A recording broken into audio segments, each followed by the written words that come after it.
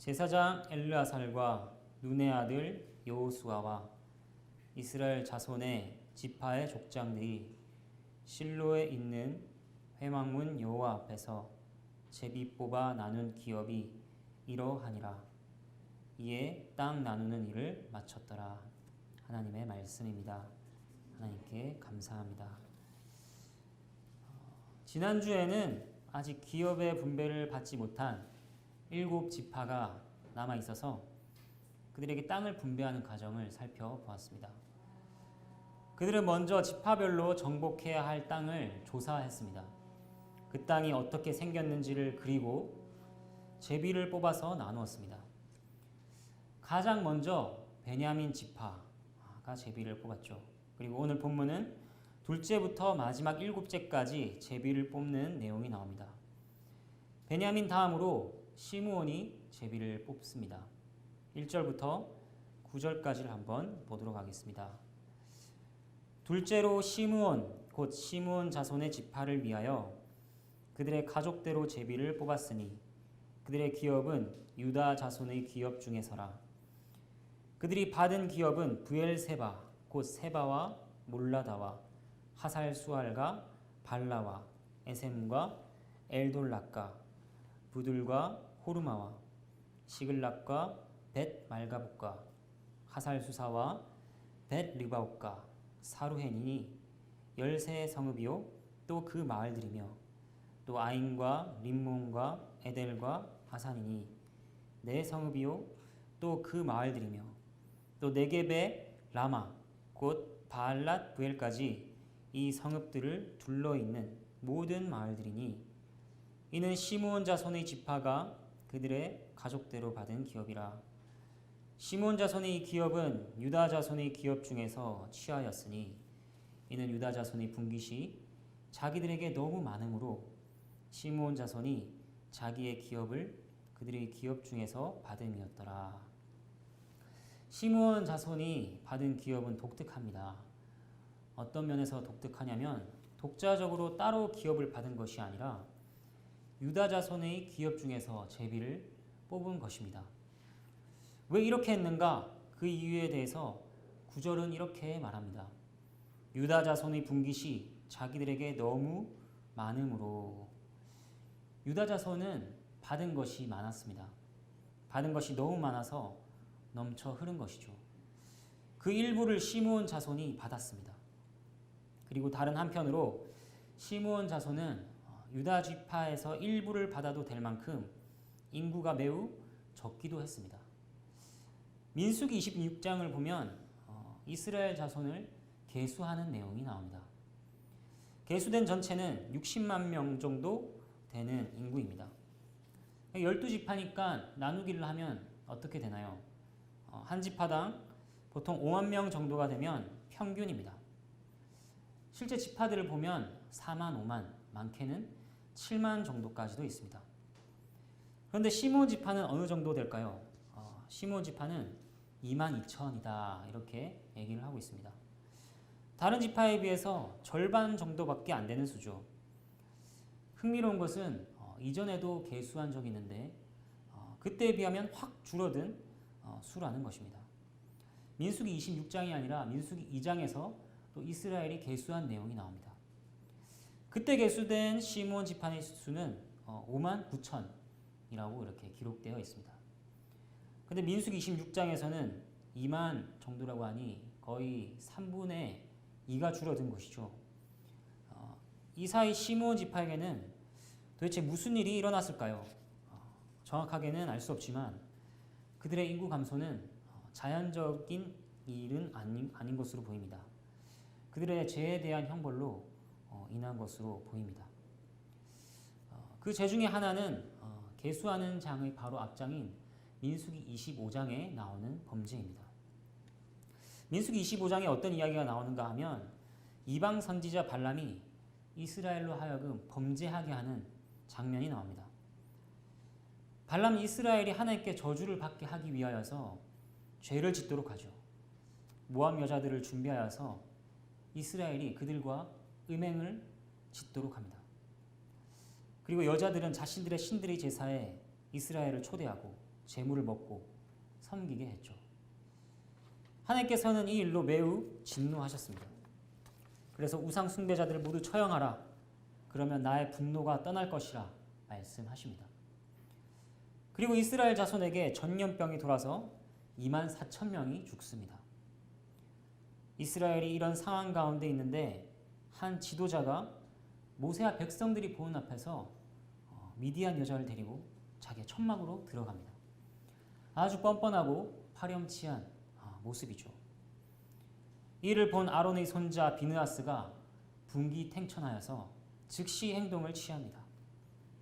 창을 들고 천막에 들어가서 그 남자 여자를 한 번에 찔러 죽입니다. 그러자 하나님께서는 비느하스로 말미암아서 진노를 돌이킨다 말씀하시고 백성 가운데 퍼진 전염병은 그치게 됩니다. 이때 창에 죽은 남자가 누구냐 하면 바로 시므온 지파의 지도자였습니다. 시므온 지파의 지도자 중에 하나인 시므리라는 자였습니다. 그는 이 범죄에서 주도적인 역할을 한 것으로 보입니다. 그리고 그를 따랐던 수많은 시므온 지파 사람들도 이 일로 죽임을 당했을 것입니다. 그리고 또 한 가지 시므온의 범죄와 관련한 역사가 있습니다. 그것은 바로 이스라엘 민족의 조상인 야곱에게까지 거슬러 올라가는 이야기입니다. 야곱에게는 디나라는 딸이 있었습니다. 그런데 그 딸이 어느 날 이방 히위 족속 중 한 추장에게 강간을 당하는 사건이 생깁니다. 추장은 이후에 디나를 사랑하게 되고 그녀를 아내로 맡고 싶었죠. 그래서 야곱에게 찾아와서 무엇이든 다 줄 테니 디나를 자신에게 달라고 합니다. 그리고 서로 종족 간에 결혼을 하여서 이스라엘과 그 땅 사람들이 사이좋게 지내자고 제안을 합니다. 하지만 화가 난 야곱의 아들들은 이 제안을 좋게 받아들일 수가 없습니다. 추장 세겜을 속입니다. 할례를 받지 않으면 디나를 줄 수 없다. 서로 한 민족이 될 수도 없다. 너희 모두 할례를 받아라. 이렇게 요구한 것이죠. 그래서 그 성읍 남자들은 전부 할례를 받습니다.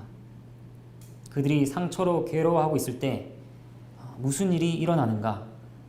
디나의 오라버니 시므온과 레위가 칼을 들고 그 성을 기습합니다.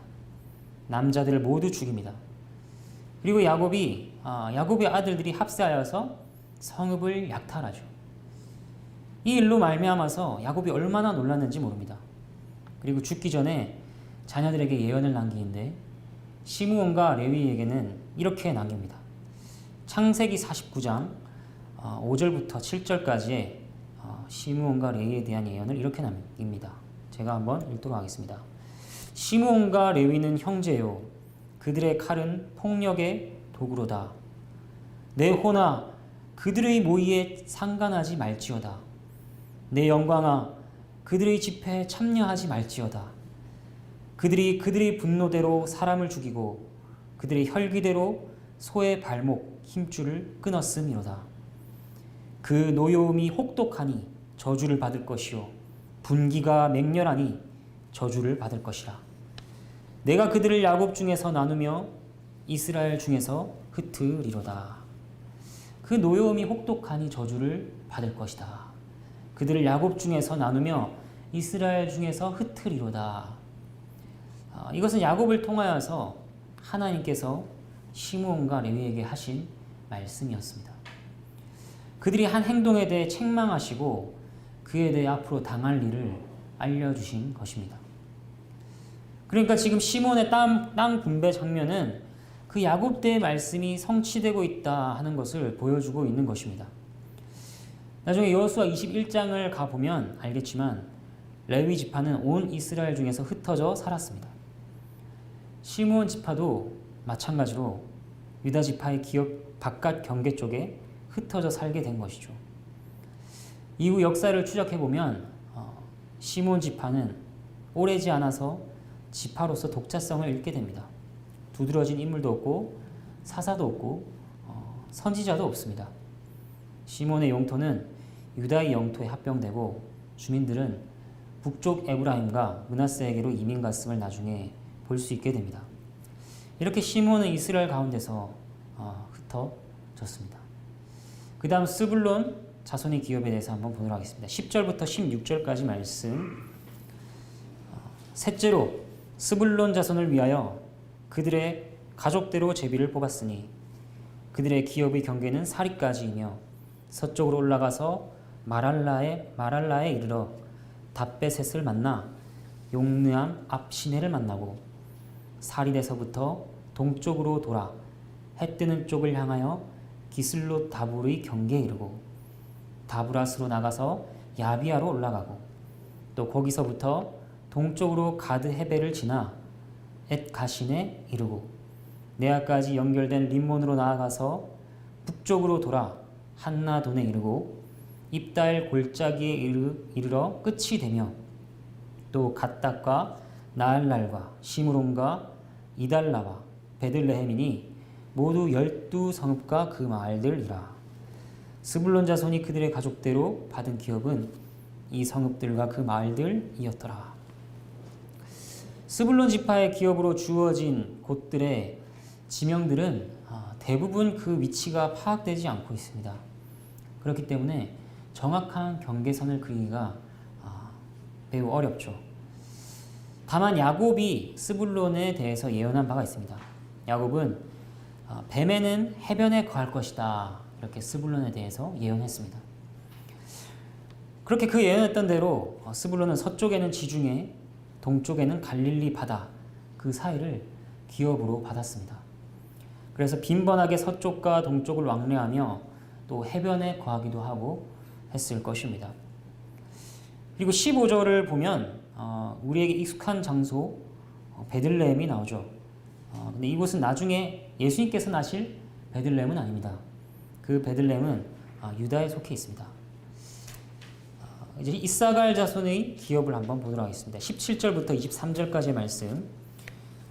넷째로 이사갈, 곧 이사갈 자손을 위하여 그들의 가족대로 제비를 뽑았으니 그들의 지역은 이스르엘과 그슬롯과 수넴과 하바라임과 시온과 아낫하락과 랍빕과 기시온과 에베스와 레멕과 엔간님과 에타다와 벳바세스이며 그 경계는 다볼과 사하수마와 벳세메스에 이르고 그 끝은 요단이니 모두 16성읍과 그 마을들이라. 이사갈 자손 지파가 그 가족대로 받은 기업은 이 성읍들과 그 마을들이었더라. 이사갈이 받은 기업 중에서 눈에 띄는 장소는 이스르엘입니다. 이스르엘은 빵바구니다 라고 하는 별명이 붙을 정도로 비옥한 땅이었습니다. 농사짓기에 적합한 평야가 있었죠. 또 가나안 곳곳으로 연결되는 중요한 도로들이 있었습니다. 이렇게 비옥한 땅을 기업으로 얻은 것 역시 야곱이 예언한 것의 성취와 관련이 있습니다. 야곱은 이사갈에 대해 이렇게 예언했습니다. 그는 쉴 곳을 보고 좋게 여기며 토지를 보고 아름답게 여길 것이라. 이사갈은 예언대로 좋고 아름다운 땅을 기업으로 받았습니다. 그리고 24절부터 31절까지는 아셀 자손의 기업에 대해서 나옵니다. 한번 보도록 하겠습니다. 다섯째로 아셀 자손의 지파를 위하여 그 가족대로 제비를 뽑았으니 그들의 지역은 헬각과 할리와 베덴과 악삽과 알랄멜렉과 아막과 미살이며 그 경계의 서쪽은 갈멜을 만나 시홀 림낫에 이르고 해 뜨는 쪽으로 돌아 벳다곤에 이르며 스불론을 만나고 북쪽으로 입다 엘 골짜기를 만나 벳에멕과 느이엘에 이르고 갑을 왼쪽으로 나아가서 에브론과 르홉과 함몬과 가나를 지나 큰 시돈까지 이르고 돌아서 라마와 경관 성읍 드로에 이르고 돌아서 호사에 이르고 악십 지방 곁 바다가 끝이 되며 또 움마와 아벡과 르홉이니 모두 22성읍과 그 마을들이라. 아셀 자손의 지파가 그 가족대로 받은 기업은 이 성읍들과 그 마을들이었더라. 우리는 자연스럽게 이제 야곱이 아셀에 대해서는 무엇이라고 예언했는지 살피지 않을 수 없습니다. 야곱은 아셀에 대해서 이렇게 예언했습니다. 아셀에게서 나는 먹을 것은 기름진 것이라. 그가 왕의 수라상을 차리리로다. 또 신명기 33장에서는 모세가 죽기 전에 이스라엘 지파가 가나안 땅에 들어가기 전에 그들을 축복하는 장면이 나옵니다. 거기에서 아셀에 대하여 모세는 이렇게 축복합니다. 신명기 33장 24절 보면 아셀은 아들들 중에 더 복을 받으며 그의 형제에게 기쁨이 되며 그의 발이 기름에 잠길지로다. 내 문빗장은 철과 놋이 될 것이니 내가 사는 날을 따라서 능력이 있으리로다. 하나님께서는 야곱과 모세를 통하여서 아셀에게 많은 복을 말씀하셨습니다. 야곱에게서도 나오고 모세에게서도 나오는 공통적인 말이 있습니다. 그것은 바로 기름이라고 할 수 있습니다. 그런데 과연 그들이 물려받은 기업은 그랬습니다. 해양성 기후의 영향을 받아서 기름을 생산할 수 있는 감람나무가 특히 많이 재배되는 그런 곳이었던 것이죠. 그리고 32절부터 39절까지는 납달리 자손의 기업에 대해서 나오고 있습니다.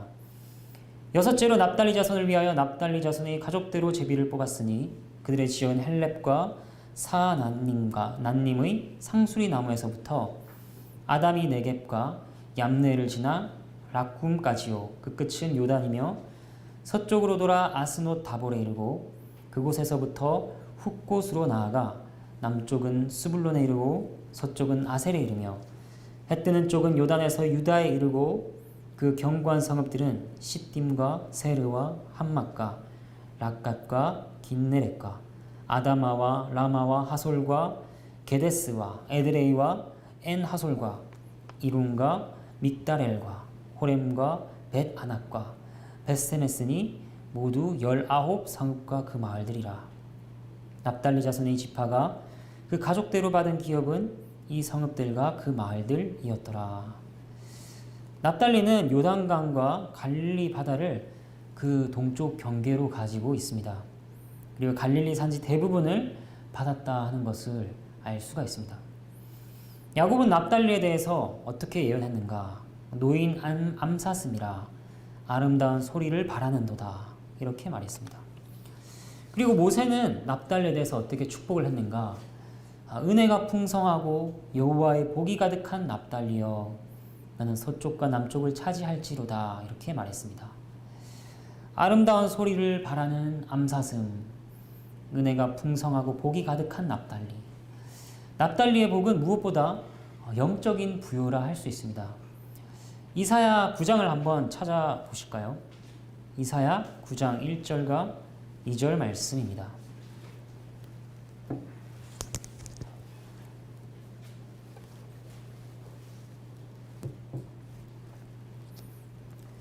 이사야 9장 1절과 2절 말씀.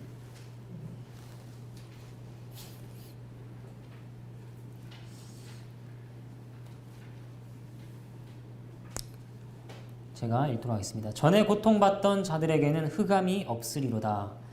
옛적에는 여호와께서 스불론 땅과 납달리 땅이 멸시를 당하게 하셨더니 후에는 해변길과 요단 저쪽 이방의 갈릴리를 양화롭게 하셨느니라.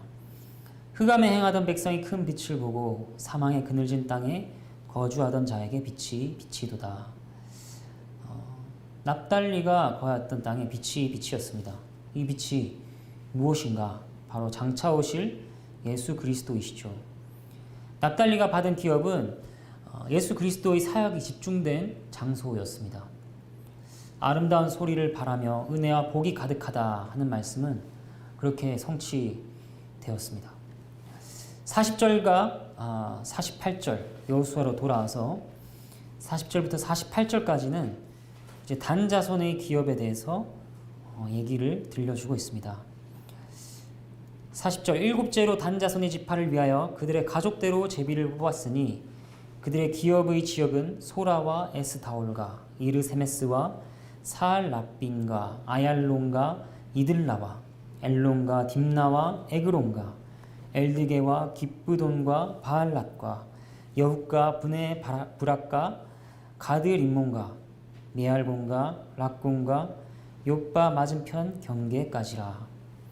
그런데 단 자손의 경계는 더욱 확장되었으니 이는 단 자손이 올라가서 레셈과 싸워 그것을 점령하여 칼날로 치고 그것을 차지하여 거기 거주하였으니라. 그들의 조상 단의 이름을 따라서 레셈을 단이라 하였더라. 단 자손의 지파가 그에 딸린 가족대로 받은 기업은 이 성읍들과 그들의 마을들이었더라. 단 지파는 가나안의 중앙을 기업으로 받습니다. 그런데 47절을 보면 특이한 점이 나오죠. 그 경계가 더욱 확장되었다 이렇게 말합니다. 어떻게 확장되었냐면 단 자손이 레셈과 싸워서 그것을 점령하고 거주하였다고 합니다.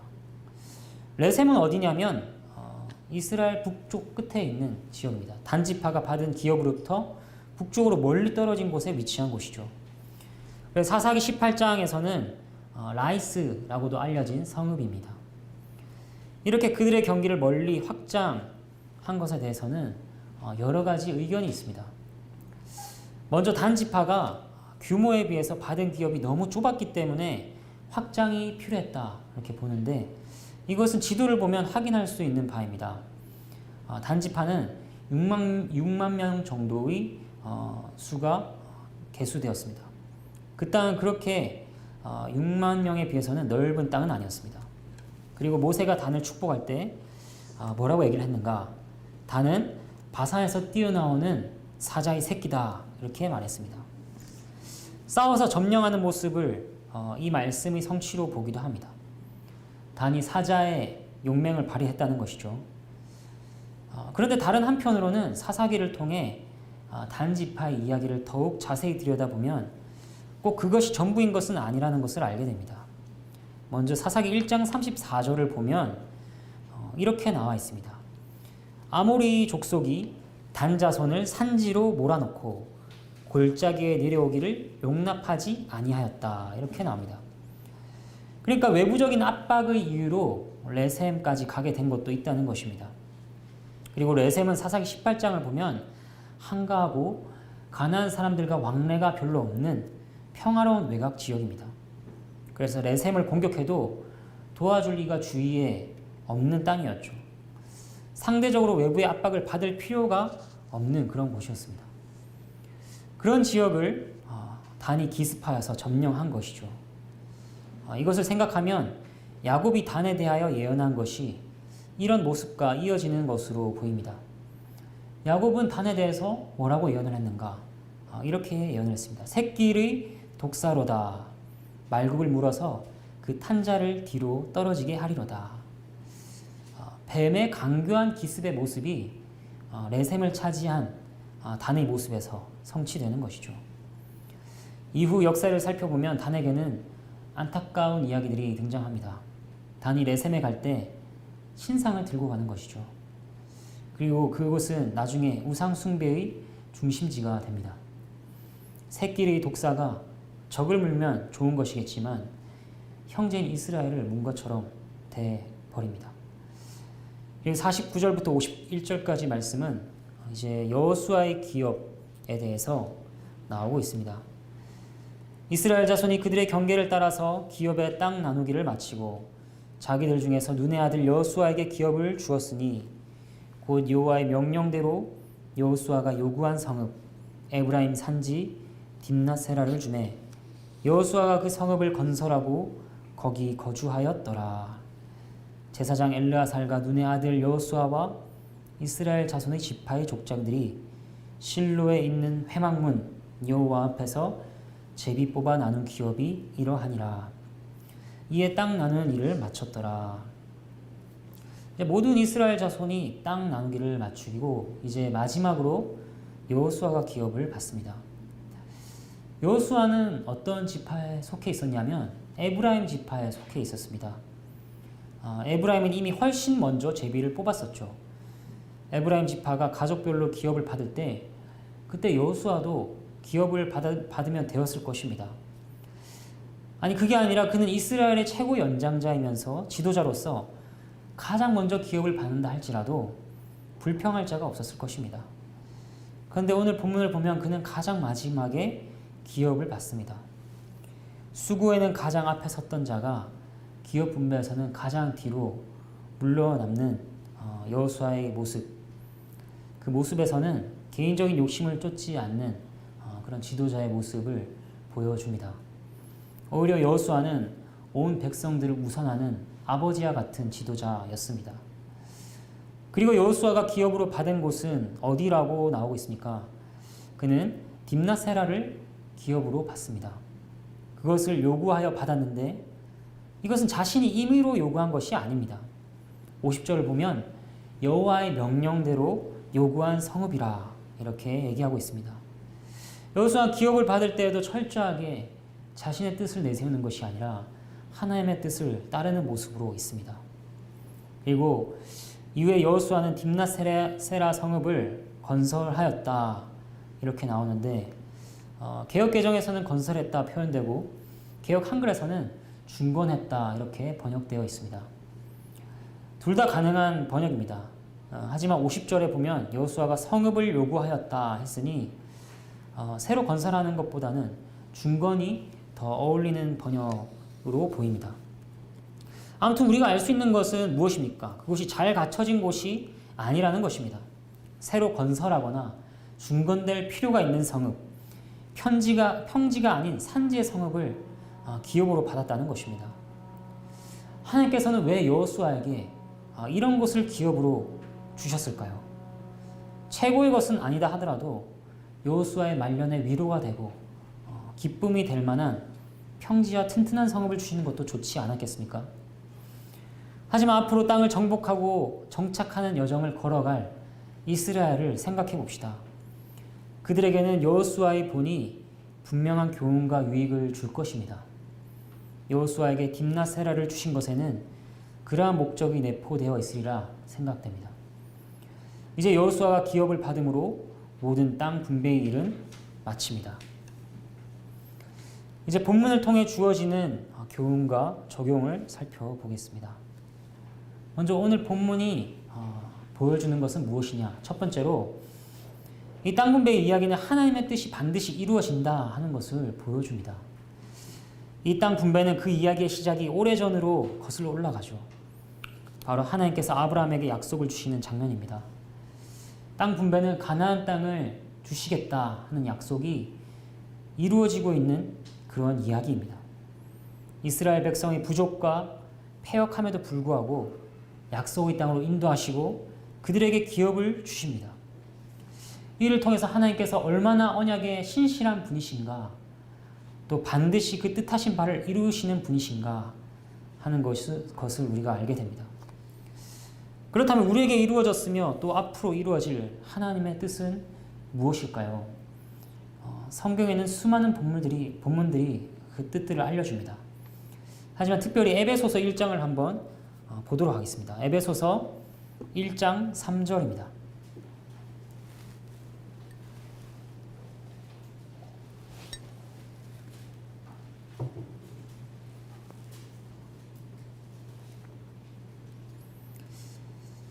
에베소서 1장 3절부터 6절까지의 말씀을 한번 보겠습니다.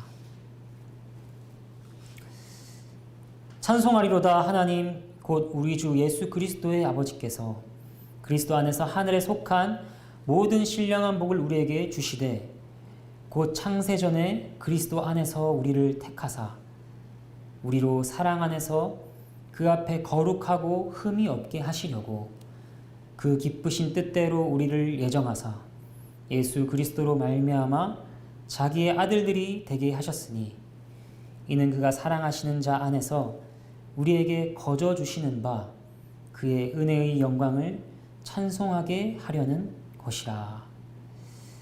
우리가 이스라엘과 같이 그리스도 안에서 하늘에 속한 복을 받았습니다. 그 복은 아브라함과 같이 우리를 거저 택하신 것이며 그 뜻은 사랑 안에서 거룩하고 흠이 없게 하시는 것, 자기의 아들들이 되게 하시는 것, 그의 은혜의 영광을 찬송하게 하는 것입니다. 우리의 모습은 이스라엘과 다를 바가 없습니다. 겁이 많고 부족하고 불평하고 패역합니다. 거저 주시는 은혜를 찬양하기에 마음이 냉랭합니다. 거룩하고 흠이 없는 하나님의 자녀가 될 가능성이라고는 아예 없는 자들입니다. 그런데 신실하신 하나님께서는 이스라엘에게 기업을 주셨듯이 우리에게 그 뜻을 이루셨습니다. 그리고 또 앞으로 그 일을 완성하실 것입니다. 또 두 번째로 그들의 땅 분배는 야곱의 예언과 모세의 축복이 이루어지는 것과도 상관이 있었습니다. 야곱과 모세의 예언은 아브라함과의 약속에 더해서 더 많은 것을 알려줍니다. 그것이 무엇일까요? 그것은 하나님께서 각자를 향하여 다양한 뜻을 가지고 계시다. 그리고 그 뜻은 근본적으로 축복이다 하는 것입니다. 분배받은 땅의 위치와 크기와 특징이 다양했습니다. 그리고 각 지파의 모습과 역사가 다양했습니다. 이처럼 그들을 향한 하나님의 뜻도 개별적으로 다양합니다. 창세기 49장 28절 말씀은 이렇게 말해줍니다. 야곱이 자신의 아들들을 다 축복하고 난 다음에 성경은 이렇게 덧붙입니다. 이들은 이스라엘의 12지파라. 이와 같이 그들의 아버지가 그들에게 말하고 그들에게 축복하였으니 곧 그들 각 사람의 분량대로 축복하였더라. 그들 각 사람의 분량대로 축복했다. 이 말은 직역하면 그들 각자의 복대로 축복했다 하는 말입니다. 마치 신약에 나오는 비유에서 주인이 종들에게 각각 그 재능대로 5달란트, 금 2달란트, 1달란트 준 것과 비슷한 말입니다. 그들은 각자의 분량대로 기업을 받았습니다. 그런데 마지막에 축복하였더라 이렇게 말하는 것처럼 그들에게 주어진 기업은 축복입니다. 적게 받았든 많이 받았든 좋아 보이는 땅이든 좋지 않아 보이든 근본적으로는 하나님이 주신 축복이라는 것입니다. 물론 야곱의 예언에서 우리가 본 바처럼 시므온과 레위에 대해서는 부정적인 평가가 있었죠. 그들의 잘못으로 말미암아 저주와 같은 말이 그들에게 선언되었습니다. 하지만 그럼에도 불구하고 그것은 근본적으로 축복의 선언입니다. 레위나 시므온은 하나님의 가슴에서 잊혀지고 버려진 것이 아닙니다. 흩어졌어도 그들은 여전히 하나님의 백성, 하나님의 지파입니다. 그러니까 저주같이 보이는 질책이라 할지라도 그것이 축복에 포함된다 하는 것을 우리는 기억해야 합니다. 각 지파가 다양한 땅을 분배받았는데 그 모든 분배는 근본적으로 하나님의 축복이다 하는 것입니다. 이것은 우리에게도 마찬가지죠. 하나님께서 우리 각자에게 다양한 복을 허락하셨습니다. 어느 누구도 동일하게 소유한 자가 없고 동일한 인생을 살지 않습니다. 동일한 환경과 경험 같으나 속에서 느끼는 바, 배우는 바, 행하는 바가 다른 것입니다. 각자 저마다의 받은 것으로 누구와도 겹치지 않는 인생을 삽니다. 그런데 결국 무엇이냐? 그것이 하나님의 축복 안에 있다 하는 것입니다. 부르심을 입은 자들에게는 모든 것이 선을 이루게 됩니다. 그러니 서로 비교할 필요가 없습니다. 우리는 저마다의 다양한 영광으로 천상의 나라에서 하나님을 찬양할 것을 고대해야 합니다. 마지막으로 생각할 것은 땅 분배, 그것에는 그들의 소명이 담겨 있다 하는 것입니다. 땅을 분배한 것으로 그들의 이야기는 끝나지 않습니다. 이후에 그들이 감당해야 할 일이 있습니다.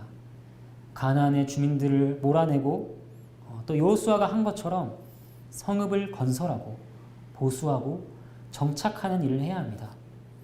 자신들의 뿌리를 내리는 것입니다. 그렇게 그들은 그곳에서 하나님 나라를 세워가야 하는 소명이 주어진 것입니다. 우리도 마찬가지입니다. 하나님께서는 이미 영광스러운 그의 나라를 우리에게 주셨습니다. 그러나 우리에게는 아직 가야 할 길이 남아 있습니다. 우리 안에 있는 가나안의 주민들을 몰아내고 성을 보수하고 뿌리를 내리는 일을 계속해서 해 나가야 합니다.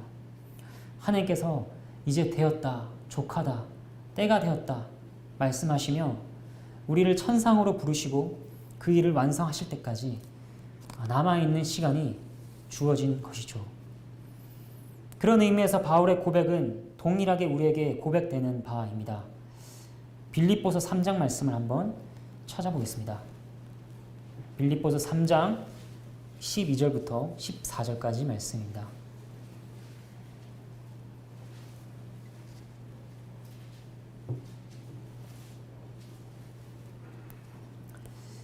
빌립보서 3장 12절부터 14절까지 말씀 제가 읽도록 하겠습니다. 내가 이미 얻었다 함도 아니요 온전히 이루었다 함도 아니라 오직 내가 그리스도 예수께 잡힌 바 된 그것을 잡으려고 달려가노라. 형제들아 나는 아직 내가 잡은 줄로 여기지 아니하고 오직 한 일, 즉 뒤에 있는 것은 잊어버리고 앞에 있는 것을 잡으려고 표대를 향하여 그리스도 예수 안에서 하나님이 위에서 부르신 부름의 상을 위하여 달려가노라. 이렇게 바울이 고백합니다. 여러분, 바울이 표대를 향하여 달려가는 것이나 우리에게 주어진 소명이나 다른 것이 없습니다. 같습니다. 우리는 동일한 표대를 가지고 있습니다. 바울과 같이 예수 그리스도를 알기 위하여 여러분은 달려가십시오. 예수 그리스도를 얻고 그 안에서 발견되기 위하여 여러분도 달려가십시오. 하나님께서 우리를 구원해 주시고 거룩한 소명으로 불러주셨습니다. 그러므로 여러 유혹과 고난 앞에서 받은 믿음과 진리를 잘 간직하고 지키십시오. 그리고 주님에 대하여 증언하는 일을 부끄러워하지 마십시오. 복음을 위하여 고난을 겪으십시오.